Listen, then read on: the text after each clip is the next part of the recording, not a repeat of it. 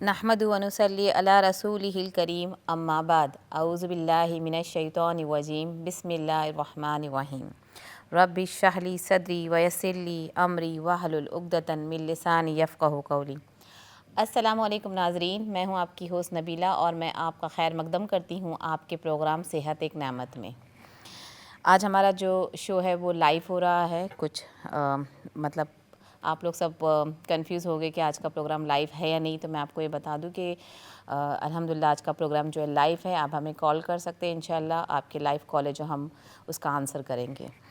तो चलिए शुरुआत करते हैं आज के मौसम से, क्योंकि जो यहाँ का जो मौसम अभी हुआ है लंदन का, कुछ मेरे ख्याल से 3-4 वीक से बहुत ज़्यादा ख़राब हो रहा है और हर किसी को सर्दी ज़ुकाम है और उसके अलावा फ्लू और वायरल जो भी चल रहा है उसकी वजह से लोग बहुत काफ़ी परेशान हैं।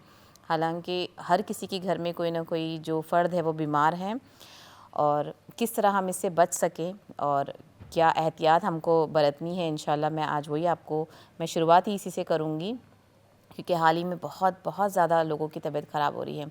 तो ये जो वायरल इन्फेक्शन जो हुआ है यहाँ पे, अलग अलग नामों से उसको आप बुला सकते हो, क्योंकि लोग जब से ये पैंडेमिक गुज़रा है और अब जब भी कोई हम कहते हैं कि वायरल इन्फेक्शन हुआ है तो लोग बहुत ज़्यादा डर जाते, घबरा जाते हैं अपनी सर्दी खांसी को, ज़ुकाम को, अपने टेम्परेचर को लेके काफ़ी एकदम हाइबत हो जाती है लोगों में, एकदम बहुत ज़्यादा डर हो जाता है कि ये वही चीज़ तो नहीं हो गई है।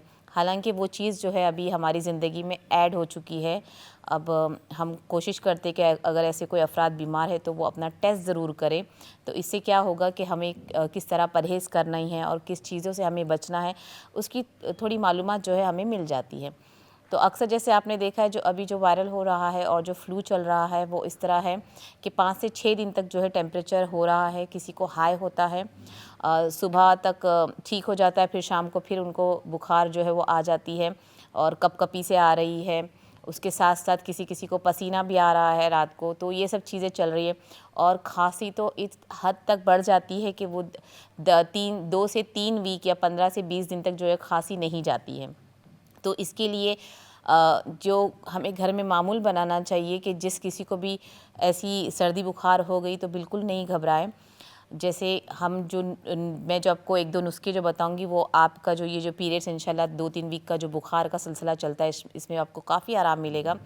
उसके साथ साथ जब भी मैं आपको कोई नुस्खा बताऊं तो आप इस बात को ज़रूर याद रखें कि जो आप रेगुलर दवाइयाँ लेते हैं उसको बिल्कुल बिल्कुल ना छोड़ें। उसको जैसे आप लेते हैं उसको एज़ इट इज़ ऐसा ही लिया कीजिए, उसको बिल्कुल भी साइड नहीं रखना है, उसको भी आपको खाना है। उसी तरह बुखार का मामला भी यही होता है। हमें सिर्फ इतना एहतियात रखना है कि जो बुखार इस वक्त जो आ रही है वो हमारे सर तक ना चढ़े, और जब भी आपको लगता है कि घर में किसी फ़र्द का सर बहुत गर्म है तो उसको जो है जो गुनगुने पानी की जो पट्टियाँ हैं उसका इस्तेमाल करें। अच्छा, सबसे अच्छी जो तदाबीर जो हम यूज़ करते हैं, अगर आपने सुबह को नाश्ते के वक्त पैरासीटामोल लिया है तो कोशिश करें कि दोपहर के वक्त आप उसको आइबुप्रोफेन जो होती है आप उसको इस्तेमाल करें। तो आप उसको एक बार वो ऐसा लेके आप जो है बुखार टेम्परेचर जो है लो हो जाता है। किसी किसी को 2 से 3 दिन का हो रहा है, हमारे यहाँ तो 5 दिन तक बुखार जो कंटिन्यूसली चली है।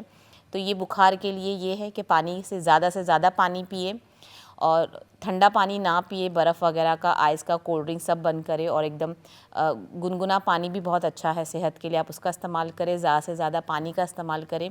अगर कहीं फ़्रेश कोकोनट वाटर मिलता है, पैक वाला नहीं कहूँगी, जो फ़्रेश मिलता है आप उसका इस्तेमाल कर सकते, जो आपकी बुखार को, आपकी बॉडी को जो है गर्म ना होने देगी, अंदर से आपकी जो दर्जे हरारत है वो कम रखती है। अच्छा चले, उसके अलावा हम अगर नाक जिनकी बहुत उस हालत में जो है नाक बहुत ब्लॉक हो रही है, गले में बहुत ज़्यादा दर्द होता है, तो उसके लिए क्या करना पड़ता है हमें कि हम उसको स्टीम ले जो हमारे किस तरह आपको लेना है, इंशाल्लाह मैं इस कॉल को ले लेती हूँ, उसके बाद फिर कंटिन्यू करती। अस्सलाम वालेकुम। जी वालेकुम सलाम। जी मैंने 2 बातें पूछनी थी। एक तो ना मेरे मुंह में पानी बहुत आता है। अच्छा, मुंह में पानी बहुत, आप मीठा बहुत खाते हो? हाँ जी। मीठा खाते हो बहुत नहीं, ज़्यादा? मीठा तो खाती नहीं हूँ, क्योंकि मीठा तो नहीं मैं खाती। ठीक है चले। जब मैं लेटती हूँ ना उस वक्त बहुत आता है। सोते वक्त बहुत आता है, रात के वक्त है ना? नहीं, दिन के वक्त भी अगर अच्छा मैं नींद आ जाए तो कोई नहीं, वैसे भी लेटूँ ना जी जी जी। फिर भी आता है। ओके, और दूसरा? दूसरा ये जो कोई मेरे को नफसियाती प्रॉब्लम है, उसके लिए मैं क्या करूं? नफसियाती प्रॉब्लम मतलब आपके दिमाग में मतलब कुछ भी आते रहता है, कुछ ना हाँ कुछ जी, पता नेगेटिविटी नहीं आती कुछ है? ऐसी, हाँ जी, पॉजिटिव नहीं साइन देता जो मेरा। अच्छा, नेगेटिव मतलब ज़्यादा आते हैं नफ्सियात में आपकी। हाँ जी। ओके, चलिए इंशाल्लाह मैं इस बारे में बात करती हूँ आपसे। बहुत बहुत शुक्रिया आपके कॉल का। तो जिसको स्टीम की बात करी थी, अच्छा स्टीम का एक बहुत बड़ा जो है गलत तरीके से जो हम इस्तेमाल करते हैं, मैं जैसे कि हमारे मेरे प्रोग्राम में हमेशा आपको बताती हूँ कि जितना हो सके हम उतना दूर जो मशीनरी चीज़ होती है, जो प्लग वगैरह होते हैं, मैं उनसे बहुत सोचती हूँ कि वो चीज़ इस्तेमाल ना करके हम भी अपने घर में जो है एक जो पॉट होता है उसको पानी को बॉईल कर किया जाता है, फिर उसके अंदर थोड़ा सा मिकदार मतलब छोटा सा एक अपने विक्स डालना है और गर्म पानी का जो भाप होता है अपने मुंह को कवर करके ढाक कर अगर आप उसका स्टीम दिन में 2 दफ़ा लें तो ये जो इन्फेक्शन जो हो रहा है, जो वायरल इन्फेक्शन जो हो रहा है और जो फ्लू में वो आपको काफ़ी हद तक आराम मिलेगा इंशाल्लाह। इसकी वजह से जो गले में दर्द हो रहा है वो उससे भी आपको आराम मिलेगा, नाक में अजीब सी सूजिश हो जाती है उसमें आपको आराम मिलेगा। तो ये एक नुस्खा है जो आपको रोज़ाना करना है जब तक आपकी तबीयत जो है सुधार ना आ जाए। खांसी को थोड़ा टाइम लग रहा है, खांसी बहुत लंबे समय तक चल रही है साथ में, लेकिन इंशाल्लाह अगर आपने खांसी के लिए जैसे मैं आपको 2 नुस्खे बताती हूँ और एक इंशाल्लाह आपको एक काढ़ा बताऊंगी, कहवा बताऊंगी, इंशाल्लाह उसका इस्तेमाल आप करें रोज़ाना जब तक आपकी खांसी नहीं ठीक हो जाती, इससे बहुत आपको आराम मिलेगा। तो इसके लिए जैसे शहद का जो हम सिरप बनाते हैं तो आप उसको एक बड़ा चम्मच जो है जिसमें हम गोल वाला जो नहीं सालन का जो हम लोग करी के लिए जो इस्तेमाल करते हैं वो 1 चम्मच आप शहद ले लें, उसको एक छोटे से पॉट में डालें और उसको गैस पे चढ़ा दें। जब शहद थोड़ा सा हल्का सा बबल आने लगे तो उसमें आपको क्या करना है, 1 चुटकी नमक डालनी है। अगर सी सॉल्ट हो तो और भी अच्छा है, या तो पिंक सॉल्ट जो मोटा वाला हो वो उसका आप इस्तेमाल करें, 1 चुटकी आप वो डालें। फिर जब आप उसमें जब नमक डालोगे तो वो एकदम और ज़्यादा जो है वो उभरने लगेगा, उबलने लगेगा और उसके बाद उसको बंद कर दें, ठीक है, और उसको अच्छी तरह से मिक्स कर दें। अब जब ये मिक्स हो जाएगा तो जितना आपने 1 चम्मच जो आपने शहद लिया है जो मैं करी का बता रही हूँ उसी से 2 चम्मच आप उसमें पानी मिला दें, ठीक है। पानी मिला के उसको अच्छा मिक्स करके साइड में रख दें और ये आपका जो है सिरप जो है तैयार हो जाता है। अच्छा, किसी किसी को काली मिर्च से जो है एलर्जी होती है, वो नहीं खा पाता है, लेकिन इसमें आप काली मिर्ची का इस्तेमाल करें तो वो और भी आपके लिए खांसी के लिए जो है बेहतर होगा। कफ़ जो आपको हो रहा है उसके लिए बहुत बेहतरीन नुस्खा होता है। तो उस सिरप में अगर आपने 1 चम्मच कूटा हुआ काली मिर्ची डाल दिया है और उस तीनों को मिक्स करके आप उसको दिन में 2 दफ़ा अगर इसमें इस्तेमाल करें, बड़े जो लोग हैं वो 1 चम्मच चाय का चम्मच उसका इस्तेमाल कर सकते हो और जो बच्चे हैं उसको हाफ़ टी स्पून या 1 टीस्पून एक एज के हिसाब से आप उसके लिए इस्तेमाल कर सकते हो। और ये सबसे बेहतरीन नुस्खा है जो है कफ़िंग के लिए और इसको कंटिन्यूसली आपको पीना है 5 से 7 दिन तक इंशाल्लाह, दिन में 2 दफ़ा। तो इससे आपको बहुत हम लोग ये हमेशा हमारे घर में इसका इस्तेमाल होता है और अल्हम्दुलिल्लाह हम लोगों को कभी ऐसी नौबत नहीं आई कि हम जाके कफ़िंग की सिरप ला के उसका इस्तेमाल करें, कि हम लोग जो ये 2 चीज़ जो हम इस्तेमाल करते हैं इंशाल्लाह अगर आपने ये आदत डाल दी तो आपकी कोई भी जो खांसी है, देखिए खांसी का जो मामला है सबसे बड़ा जो गलत फहमी जो हमको होती है, खांसी पहले बढ़ती है और बढ़ के फिर कम होती है, क्योंकि लोग अक्सर डर जाते हैं जब उनको कफ बहुत ज़्यादा होता है, एकदम रात को भी उठ के खांसने लगते हैं, वो दिन में भी खांसते, कभी कभी अजीब सी खांस में आवाज़ आती है गले से, तो लोग डर जाते हैं। तो खांसी का मामला ये है, पहले कम होती है फिर ज़्यादा होती है फिर उसको जो है वो कम आता है, कहते हैं ना एक उबाल जैसा आता है खांसी के अंदर, तो वो जब बढ़ जाती है फिर वो कम हो जाती है और फिर वो थम जाती है। तो जब तक आपकी रुक ना जाए खांसी, जब तक आपको लगे नहीं कि आपको कम हो जाए, तब तक आप इसका सिरप का इस्तेमाल कर सकते हैं। अच्छा, इसके अलावा सेम टाइम पे आप अदरक का जूस फ्रेश वाला, जब भी अदरक का जैसे कूट के जैसे रस निकाला जाता है फ्रेश, जब भी आपको पीना है 1 चम्मच जैसे आपने ले लिया है अदरक का रस ले लिया है बड़े लोगों के लिए और उसमें आपको डालना है आधा टीस्पून शहद, उसको मिक्स करें। उस जैसे आप टाइम का खुद ही आप अरेंज कर सकते हो कि आपने सुबह को ये पीना है तो आप 2-3 घंटे के बाद अदरक का जूस भी पी सकते हो जो शहद डाल के मैं बता रही हूँ इंशाल्लाह। इससे भी आपकी खांसी काफ़ी हद तक जो है, ये एक दिन में आपने ये सब नुस्खे अगर कर लिए तो आपकी खांसी में काफ़ी आराम मिलेगा। और शहद वाला नुस्खा अगर आपने रात को पी के सोया है और जब भी आप कोई नुस्खा इस्तेमाल करें तो उसके ऊपर पानी ना पिए, उसको बिना पानी के आप इस्तेमाल करें, तो जो रात को खांसी होती है इंशाल्लाह इससे आपको बहुत हद तक आराम मिलेगा। तो ये 2 नुस्ख़ों का इस्तेमाल अभी के वेदर के लिए सबसे बेहतरीन है। और स्टीम जो मैंने कहा है वो भी आप करें इंशाल्लाह। और इसके अलावा अगर बहुत ज़्यादा जैसे सूजिश हो रही है नाक में और एकदम सांस में तकलीफ़ हो रही है आपको सर्दी बुखार की वजह से, उसके लिए एक कहवा बहुत अच्छा है। जैसे अपने चाय के लिए जो पानी रखते हो, पानी गर्म करें, उसमें आपने डालना है एक दालचीनी का टुकड़ा, एक तेज़पत्ता का टुकड़ा, तेज़पात जिसे कहते हैं, आप वो डालें, और बड़ी इलायची एक, और 3 या 4 लौंग। उसको आपको अच्छा उबालना है। जैसे आपने 1 गिलास पानी को जो है आधा गिलास करना है बॉईल करके। उसके बाद आप इसको शहद के साथ इस्तेमाल कर सकते हैं। तो आप ये 2 चम्मच ले सकते हो, या फिर आप कप जैसे आधे से भी कम अगर आपको पीना है तो जिसको जितना आप पी सकते आप दिन में एक आध बार ये भी पी सकते हो। और ये सब जो नुस्खे हैं आप बैक टू बैक कर सकते हो इंशाल्लाह, इससे कोई भी आपको नुकसान नहीं पहुंचेगा। लेकिन कहवा है आप अगर रात को सोने वक्त पिए तो और अच्छा है, या आप दोपहर के वक्त जब खाना वाना खा चुके उसके बाद पिए तो भी बहुत अच्छा है। तो इन सब चीज़ों से जो है इंशाल्लाह जो अभी हवा जो फैली है और लोग बहुत परेशान हैं, इन नुस्ख़ों से इंशाल्लाह आपकी जो तबीयत में है बहुत सुधार आएगा, और आपकी खांसी में, आपके गले के दर्द में इंशाल्लाह बहुत सुधार आएगा। अच्छा, इन सब चीज़ों के साथ साथ गले का दर्द बहुत हो रहा है तो नमक का गरारा ज़रूर करें दिन में 3 से 4 दफ़ा जब भी आपके पास मौका हो। और मैं कहूँगी कि आप घर में जो सी सॉल्ट का इस्तेमाल ज़्यादा करें, और अगर पिंक सॉल्ट का इस्तेमाल कर रहे हो तो जो मोटा वाला जो होता है, जो कूटा हुआ ना हो, जो दानेदार जो होते हैं, आप उसका इस्तेमाल ज़रूर करें। और गले के दर्द के लिए नमक के पानी से गरारा करें, इंशाल्लाह इससे आपको काफ़ी हद तक जो है फ़ायदा पहुँचेगा। तो चलिए हम कॉलर की जो सवाल है उस पर जाते हैं। जो मुझे कॉल आया था उन्होंने कहा है कि उनके मुंह में पानी बहुत आता है।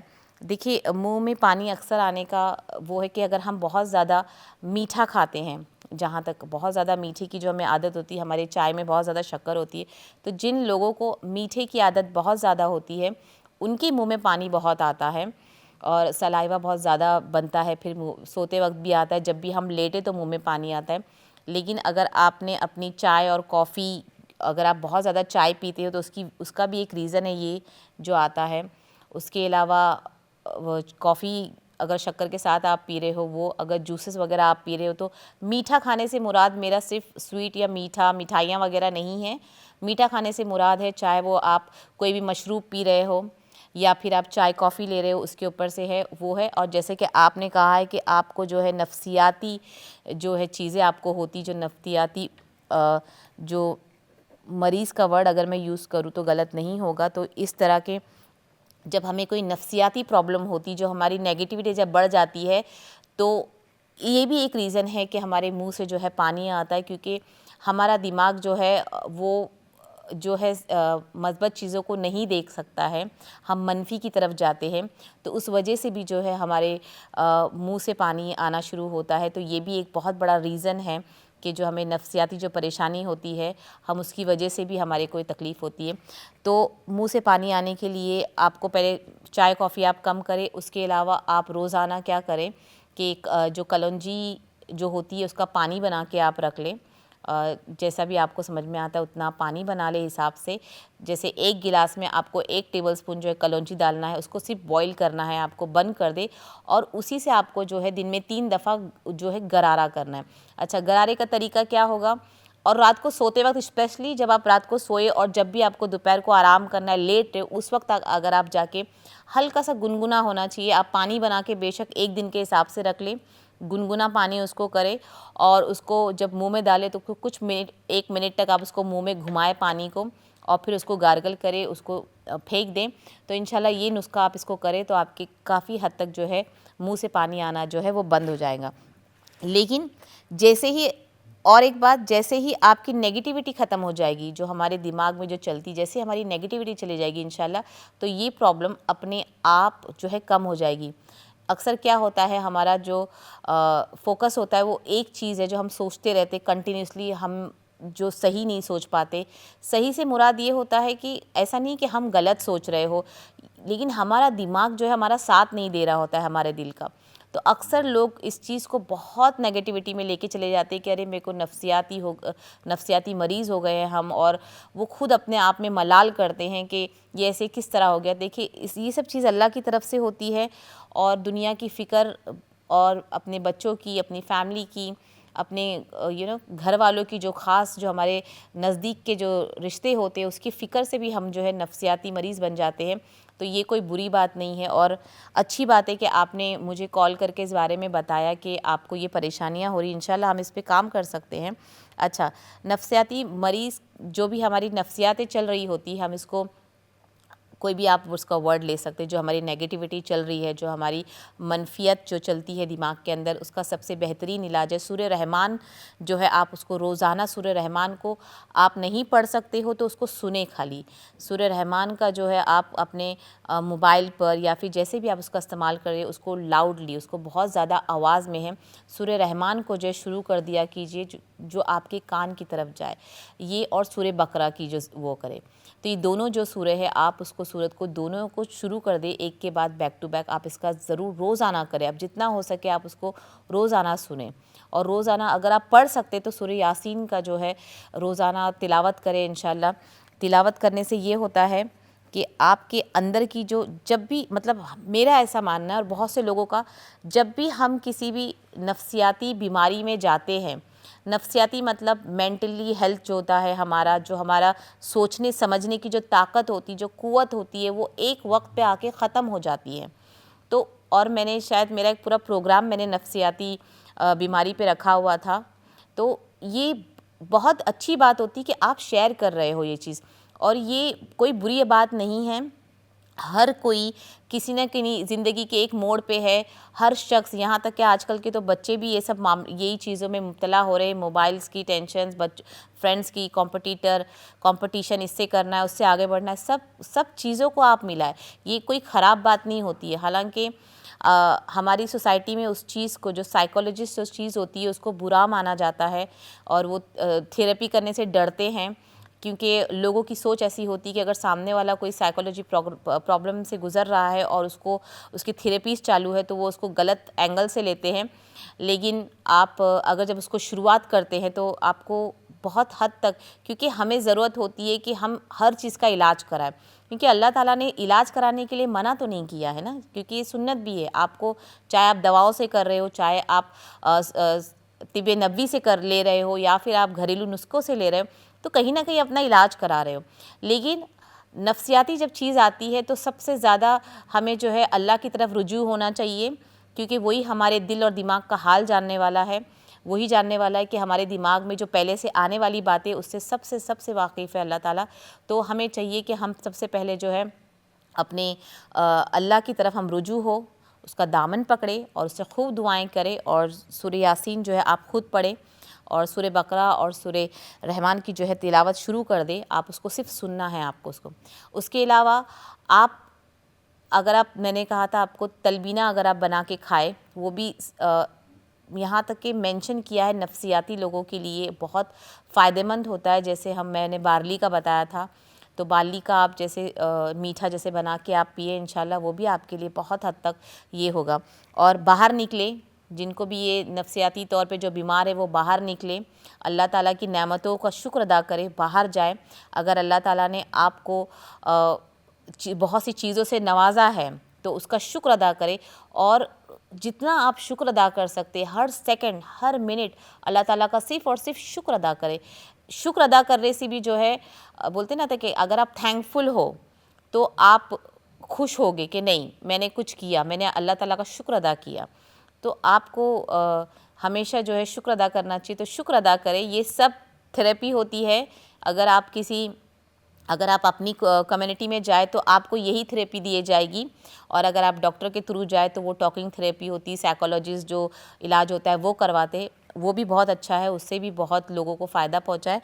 लेकिन बहुत अच्छी बात है, जिन लोगों को ऐसी परेशानियां हैं, जो भी नफ्सियाती बीमारी में मुब्तला है, जो मेंटली इल है, जो अपने डिसीजन खुद नहीं ले सकते, जो हालात से परेशान हैं, जो कोई भी सोचने समझने की सलाहियत नहीं रहती है, हर किसी को ये परेशानी, यकीन माने मेरा, हर एक इंसान, यहाँ तक कि बच्चा, बूढ़ा, जवान, पैसे वाला, गरीब, बीमार, जो बीमार नहीं हैं, हर इंसान, जिसके माँ बाप है, जिनके माँ बाप नहीं हैं, जिनकी शादी नहीं हुई है, जिनकी शादी हुई है, जिनको बच्चे हैं, जिनको औलाद नहीं है, वो सब के सब आप इसी लाइन में खड़े हुए हैं, यकीन माने। कभी कभी मुझे खुद को परेशानी हो जाती है, आप सोच रहे होंगे कि मैं बात करी, पर यकीन माने ये एक मैं किस तरह आपको एक्सप्लेन करूँ, तो इससे परेशान नहीं हो। जो भी लोग मुझे देख रहे हैं और आपको लग रहा है कि आप वाहिद इंसान है जिसको इन चीज़ की परेशानी हो रही है, तो यकीन माने आपकी उस लाइन में मैं भी पीछे खड़ी हूँ, बल्कि यहाँ पे बहुत से लोग होंगे वो सब आपके पीछे जो है लाइन लगाए हैं। सबको ये परेशानी है, तो नॉर्मल रहे इंशाल्लाह। बहुत बहुत इस्तग़फ़ार पढ़े। यकीन माने इस्तग़फ़ार पढ़ना और कुरान की तिलावतों को सुनना सबसे बेस्ट रेमेडी है हमारी ज़िंदगी के लिए। और आपको जो सुकून जो मिलता है ना इंशाल्लाह, तो वो आप मुझे कॉल करके बताएं कि आपको कितना फ़र्क पड़ा है। हमारे जो है इंशाल्लाह हमारे ब्रेक का वक्त हो गया है। ब्रेक के बाद आके इंशाल्लाह मैं अपनी बात को पूरी करूँगी। अस्सलामु अलैकुम व रहमतुल्लाहि व बरकातुहू।